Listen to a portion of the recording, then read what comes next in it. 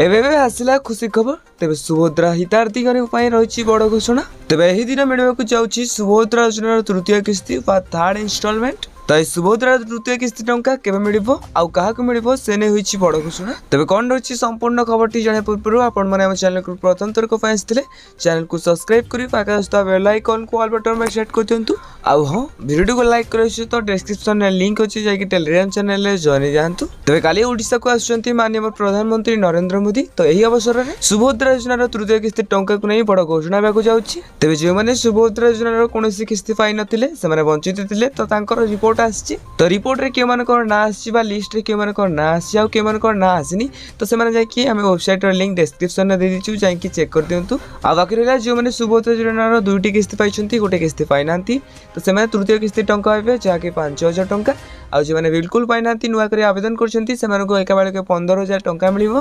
जदि आपण माने तृतीय किस्ती टंका पाइबा चाहती निजर एनपीसीआई को एक्टिव करने सहित आधार कार्ड जो मोबाइल नंबर अच्छी से बैंक में निहाती भाव लिंक करूँ। आउ हाँ एपर्यंत जहाँ भी सूचना रही राखी पूर्णिमा में सुभद्रा योजनार तृतीय किस्ती टंका मिल। तेज आपको ये खबर जाना आम चैनल को सब्सक्राइब कर वीडियो क्यों देखुं निहाती भाव कमेंट बॉक्स में कमेंट करूँ।